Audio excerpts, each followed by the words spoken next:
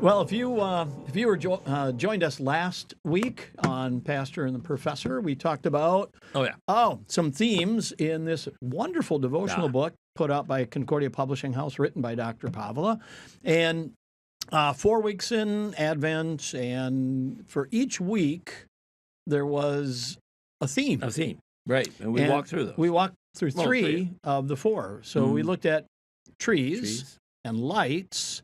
And then we also looked at the nativity scenes, creche sometimes we call that. Whatever you call it. There's one left. And that is gifts. And every child knows that's a huge part. I won't say the only thing, but a huge part. Well, I would Christmas. say huge part of Christmas. Here, I've been waiting to tell this story. When I was about 7 or 8, we had the children's Christmas program was on the Christmas Eve. Right? And I'm up there with my 2 or 3 little friends. You know, we're all about, 7, 8, second grade, third grade. And we finished. Okay? It's now 8 o'clock at night. We probably started at 7, 8 o'clock at night. And my friend Mike, in the silence that followed the benediction, he said, "Now the gifts." And everybody heard it. We laughed. I've never forgotten that. Everybody's Mike. And everybody is, yes, thank you, Michael Fracky. That was the day. What a good kid. You said good guy. What we were all thinking. Oh, we were all thinking. You were absolutely right. Now the gifts. Now the gifts. So let's not spend any time talking. No. Let's get in that car and go. We got our responsibilities taken care of. Exactly. And off we go. So this is the 26th of December. I would say most of the gifts are open. Right. You know, maybe a relative is coming over. Well, it could be later this week. Right. And we've got that one. Or there's that rogue gift that just didn't make it on time, and we have to say Santa forgot it at the North Pole. He had to send it through Amazon. Sure. Right. And God bless those delivery guys who've been working so hard. Yeah. And they're still bringing it in. But the gifts are open now. I'm kind of hoping that they're still around enough to see them. Mm-hmm. You don't need a mountain of, paper. But it's nice if they stay around a little bit. The top of the box is off, and we can see the sweater. Exactly. Right. Now, if you are a Christmas Eve opener, you might have worn the sweater on Christmas Day. Maybe. Because you can I could see that. You can kind of tell a Christmas sweater being worn on Christmas Day. Right. Still got the stripe, the folding on it. And the sleeves are still tight. Tight, exactly. And the neck isn't hanging. Exactly. Yeah. There's no sweater. stain. No. And this isn't a goofy Christmas sweater. Though this is a nice sweater. Yeah. So there's that. Otherwise, what other gifts get right away used? Food. My dad loved chocolate-covered cherries. Okay. So they always got opened up. Unless it was a fruitcake. Yeah. And then, I found if you get a fruitcake, you can lacquer it and use it as a doorstop. There it's you amazing. go. Yeah. I don't know that we ever got fruitcakes really as a gift. But in Butternut, the baking goods, it's fantastic. And it would start coming about a week before. But Christmas Eve, it was a bonanza of great stuff, cookies and bars. I tell you, the Pavlos were living truly large. And I thank everyone who was so kind and such. Some had a little note on it, so we knew who that was. Oh, sure. Yep, and some were just there. Yeah. And like, well, bless you all. Isn't that nice? And it was good. Yeah. Yeah. Oh, I still remember that so happily. How nice. And still at River of Life, we had that last year also. Yeah. I'm not making a plug for this, but it was great. It was great. We should have actually done this point a week ago. Yeah, a couple weeks ago. Yeah. What I really like is no coconut, please. No coconut for him. Right, exactly. Yeah, I'll eat anything. So how do gifts fit into Christmas? Well, we could go biblically with the wise men. Sure. And gold, so frankincense and myrrh. Do we need to talk about what those are? We could. Gold. We know what gift gold for a is. king. Or a king. Yeah. Frankincense or incense. Incense, which was often used in the worship. temple, Right. And remind us that our prayers to the Lord are sweet smelling. Exactly. To Him. Yeah. Exactly. And myrrh, that takes us way to the end. Yeah. Right. and it could have been mixed as a final drink on the cross. Yep. And such. So I think we have a king and with a gold, and then in his priestly work, throughout his life as the high priest and the final sacrifice. Yeah. Not a bad. No. For God so loved the world, he gave his only son. So that's a gift. Right? He's a gift to us. Yes. Yeah. And I wonder if there was a gift. The poor shepherds didn't, have time to come up with gifts and probably the resources. But I wonder if their gift was to tell what they had seen. Oh. And then Mary and Joseph, of course, got to say what they have seen. Yeah. I've always wondered when the shepherds burst in on the stable, and if they would say, "You won't believe what we've just seen," the chorus of angels. Yeah. And couldn't Mary and Joseph said, "Oh no, been there, done that." You won't believe. So, but doesn't these shepherds who they were not the top rung of the social ladder. They were the base. Yeah. As a matter of fact, some people believe that they were not allowed in town after sunset. Right. Because maybe they weren't trustworthy. Yeah, and they are somewhat transitory. They have to. You can't leave a whole flock eating the grass to the roots. Oh, so sure. you got to move. You got to move. And, so we don't know who these people are. No, they come, they go. Yeah. So don't bring one home to meet your mother. No. Yeah. So don't you think they're coming to share what they saw? Doesn't that even further support Mary and Joseph? It's like, oh my goodness, we don't know these guys. Right. But they're here, and they heard the same thing we did. Exactly. So our child is born, which is wonderful. And yes, Mary, absolutely. You met Gabriel, and yes, Joseph, you've had visions, plenty. Yep. But that was some time ago. Now the baby is here. Wouldn't it be a wonderful confirming to say, you won't believe what we just saw? Yeah. Chorus of angels. Yeah. And one that really spoke to us and told us to come here. The affirmation would have been, oh my goodness. Yeah. This is it. It's like a great gift. Now, I don't know in your childhood, but my mother would save not only wrapping paper, but boxes. Sure. And sometimes a gift was put in a box that had nothing to do with the gift. Right. Yep. And so you'd look at this, you'd unwrap it carefully, don't tear the paper. Oh, man, Mom, I wonder how many years she got out of some of that paper. And then you see the box, and you go like, huh? I have one sister. I might be. Did opening I get a box. chatty Cathy? I know, or something like Barbie or something. Barbie's dream house and such. And then they have to no. That's don't just. It's a football helmet. Exactly. Right. But wonderful that here the wrapping matches the gift. The glory of the Lord shone round about them, and they were sore afraid. Yeah. It was a wrapping up. I bring you good tidings of great joy. Don't we expect that to be big? I mean, bigger than big. Yeah. And all the chorus of angels. Heavens are torn open. Exactly. And you see these angels. Just seeing an angel. But now I got a sky full of them. Doesn't the announcement and the manner match the gift? How affirming for Mary and Joseph. And doesn't it fit the pattern? Okay. Mary and Joseph are not royalty. No. But they come from that podunk town. What good ever came out of Nazareth? No, none good. Is what Philip asked? Right. Yep. Mm-hmm. And the announcement isn't given to Herod. The announcement isn't given to a high priest. No. Not even one of the elders at the synagogue. Right. They must have had a synagogue even in Bethlehem. But no, that guy got left out. It's the outcast. Right. Yep. And they come charging in. And then balance that, the outcasts, who are almost certainly Jews, but then the Gentile wise men come with expensive gifts. Yeah. And I'm sure maybe dressed a little better, at least in our nativity set. The shepherds look a little rustic, and the wise men look really good. They're decked out. Yeah, for people who've traveled for some time. Yes, exactly. They must have stopped at a truck stop that had showers.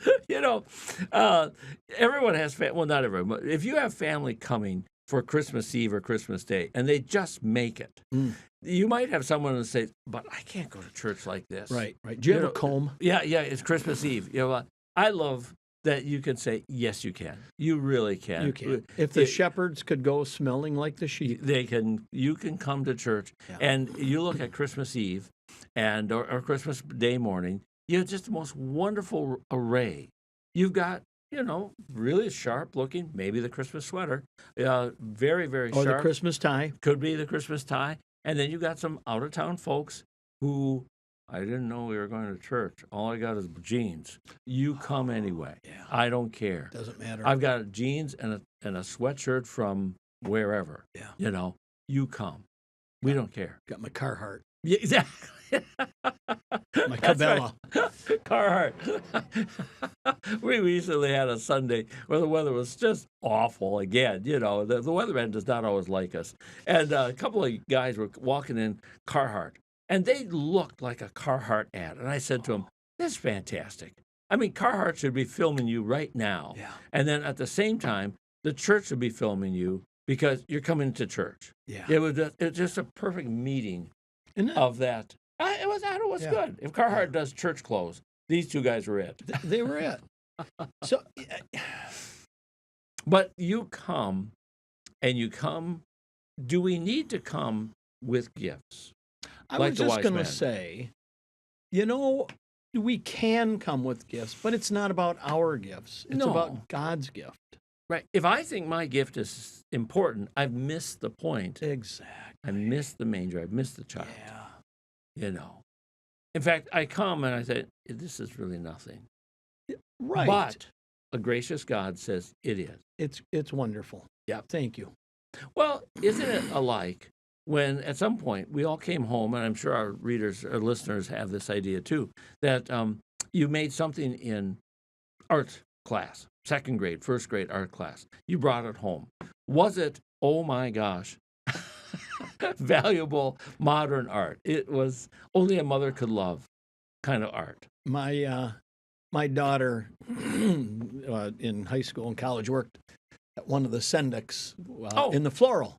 Oh, and she said one Sunday she went into work after work, and a lady came to pick up some flowers that she had ordered, and she was wearing the macaroni necklace. It was Mother's Day. Yes. And Elizabeth said to her, Happy Mother's Day. Sure. I know you have children because you have the macaroni necklace. Yes, and exactly. she smiled and said, yes.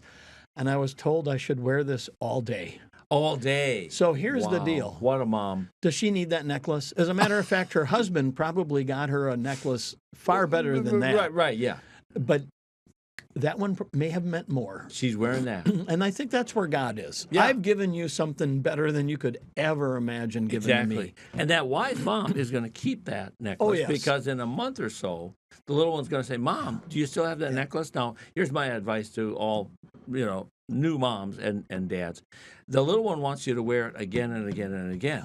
You might want to say, honey, I'm worried that if I do, it'll break. Oh. So why don't we just make sure it stays safe? And I'll put it right here by the jewelry box.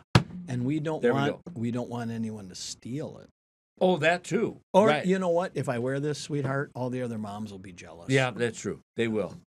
I would say it kind of are. If you keep wearing it, it's like, you're too good for this earth, aren't you? You're making the rest of us look bad. So just raising the bar, aren't you? Yeah, exactly. Just back off on that. Oh yeah. No, that's it. Or it's the bouquet of yarn, which is basically 3 strands of yarn that are knotted 14 times over. It is. And there it is. And beautiful. And it's beautiful. It's gorgeous. But again, one time only. And the gifts that we bring are not to impress God anyway. No. Right? So if you go back to Ephesians, we're saved by grace through faith, not of yourselves, it's a gift of God. But then that verse 10 is there. We're God's workmanship created in Christ Jesus to do good works. That we should walk in it. So our good works are a response to his great work. Right. And what we're doing is his stuff anyway.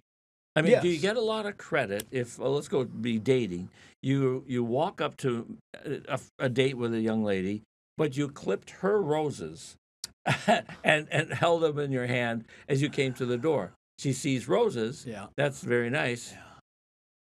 Wait a minute. That bush used to have, the exact same roses. Well, exactly. You took what's hers to give to her. Yeah. But isn't that exactly what our gifts are? Tony Evans, Okay. preacher Tony Evans, Yeah. made mention. He said, our giving to God is like my son when he was a young boy and came to me and said, Dad, I need money. Okay. And he said, son, what would you need money for? Yeah. I need to buy you a birthday gift. But he said, isn't that our gift to God? Right. Whatever it is we do, it's his stuff. it's his stuff. Right. We might arrange it differently. Right. But it's his stuff. Oh, and even our time is his stuff. His stuff. Yeah. And he's glad, like, if we, made something. Again, the macaroni necklace or whatever. But he could command all our time, all our energy, everything we have. But we give a portion. We give it a gift, like a little kid. And then, I think we still have, a little triangular styrofoam ornament that I made. I think we still have it. We don't have to put it up. But, that little thing has survived years and years and years. I probably made that in first grade. Sure. And or a little painting or drawing or something that we have. Isn't that amazing? What gifts endure? Well, the ultimate gift does. Isn't that Oh, I like that. The ultimate gift. It sure went through a lot. Yes, it did. And look how he, having taken it even to the cross, then raised again, and never, ever, ever to see that death again, never tarnished. He is the ultimate treasure kept in heaven, where neither moth nor rust can destroy, and thieves cannot break in and steal. He's that treasure, and the treasure of life that comes there. Yeah. So when I get that sweater, okay, Christmas sweater, I might outgrow it. Mm-hmm. I might wear it out. It might go out of style. Too. Yeah. But the gift never does. Never does. Because that Christmas sweater, I did this, I know, as a devotion in Concordia and Winthrop. If our friends don't know, we used to have a 3-week, Winthrop, where we had one class. One class. From 8:30 to 11:30, typically. And you got 3 credits in 15 days. It was great. And it was free. Yep. Back in the day, it was free. And we had a lot of those. I took that as a student. There you go. Even one year, I was allowed to do a morning one and an afternoon one. Double dipper. Whoa. Okay. Well, most just do the one. Yep. But I said among the faculty, that's when you see the Christmas clothes. It's that first 3 weeks. Yeah. Most people showed up. A lot of us were teaching. I always was. You didn't have to take a class. No, you didn't have to. But those are the, and it was just kind of fun to see, Because after, by January, we've kind of seen everyone's winter entourage of clothes. The winter collection has come out. Is that a new coat? Yeah, exactly. Exactly. Are those real leather gloves? Oh, I like those gloves. Yeah. Oh, I like your boots, and such. It was so easy. Well, the eternally new, fresh, always fits, never out of style, never out of date gift is the Christ. Isn't that amazing? Yep. He's Nothing new else, every morning. Nothing else is that way. Yeah. It all wears out. Yeah. But not with him. No. And I might have a budget for my gifts. True. Right? Okay. So I'm going to spend so much on mom and dad and whatever. Right. But it's a zero-sum game. Yeah. But faith is not a zero-sum game. Okay. Keep going. Tell me more. I've got plenty of forgiveness to give away. Oh, right. And there's always more to come. More to come. I've got faith that can get stronger and stronger and stronger. Exactly.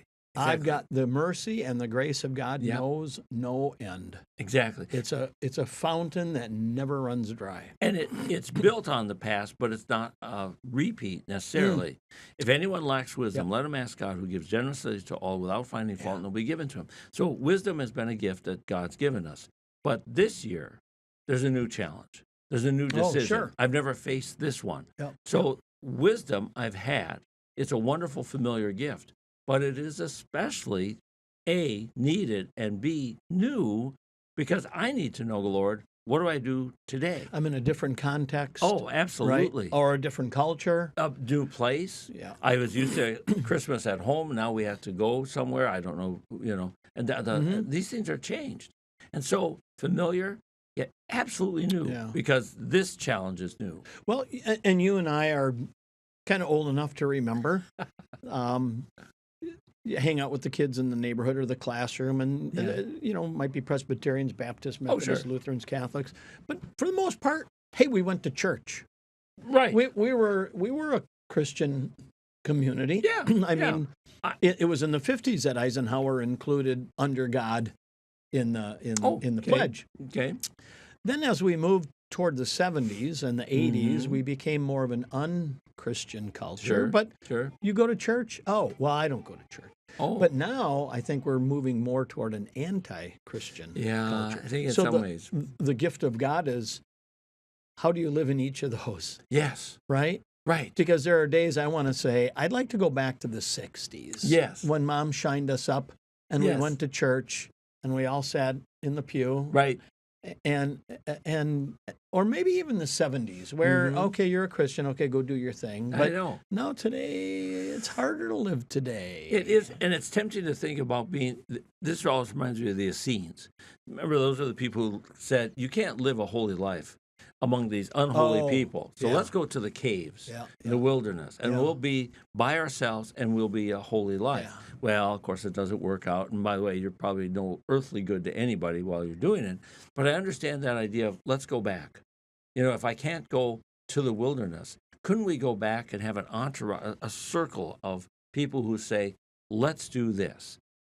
Oh, think of the communities that have tried that, the Shakers, for instance, and others, who have tried that to have that circle that's supportive, shall we say, an ideal. Yeah, I understand. But great intentions. Great intentions. But then the question is, what good are you to the world outside? Well, isn't it?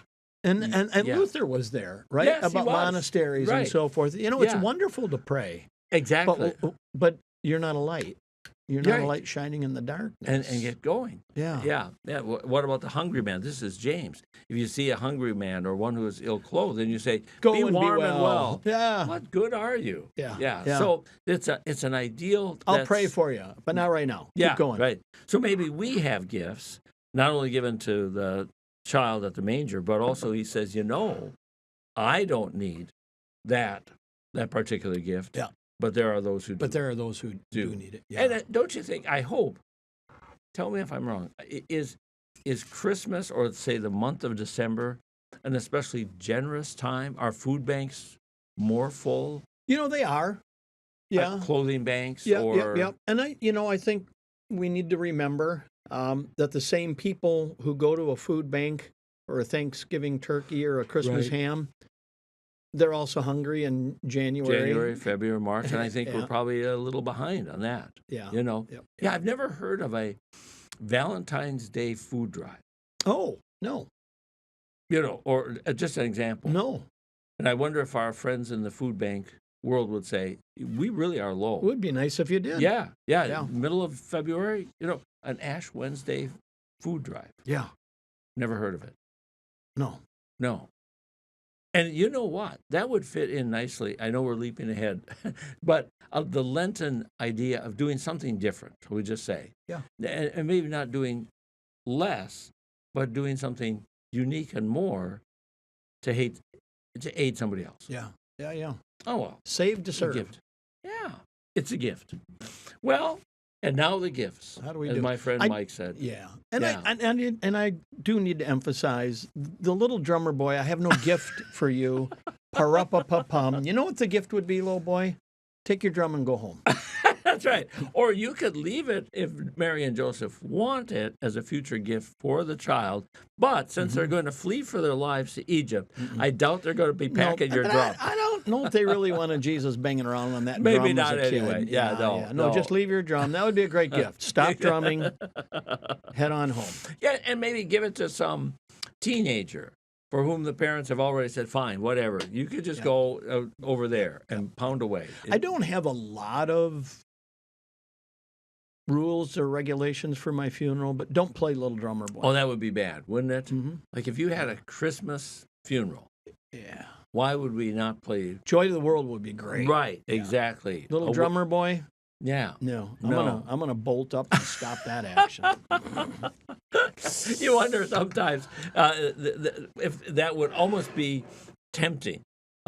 We ran out of hot dish, and yes, in Minnesota we call it hot dish, not casserole, at my mother's funeral. Oh. It was not our fault. My mother, though she was 92, had a lot of friends. And though she had assured us that no one was going to come to her funeral, why did we believe her? We had tons of people. We ran out of food, basically, for the funeral. So my sister and I were at the end. I mean, we got nothing. There was coffee. And I think there was cake still. But we ran out, and that's what we were laughing at. I think Mom's this close to coming back from the dead and saying, I have to make hot dish. Do I have to go back and get that tater tot? Exactly. That's what it would have been. That's why I think we were safe on that one. But at least we had coffee. Yes. That would have been it if we ran out of coffee. Oh, good heavens. So, anyway, here's the gifts. Now the gifts, Mike Fracke said, and I've never forgotten. Now the gifts. And, and as Christians, Christmas yesterday. Yep. And now the gifts, our gifts to the Lord. Exactly. By serving others. And it's not, you better get them in on the 26th because the world will forget by the 28th that there was such a thing as Christmas. No. And think about it right now, 26, many people are packing up and leaving. If you had family come, they're probably heading, or they will very soon, and we'll go back to normal, but it'll never be normal because there really was a God who put on human flesh, dwelt among us, and his message was full of grace and truth. It's never the same. Nope. Thank God. There it is. Exactly. What a gift. Well, yeah, Andy, we must be around that time, I'm guessing. There you go. All right. And Merry Christmas. And enjoy the gifts of all kinds. And we will see you in church. Yeah.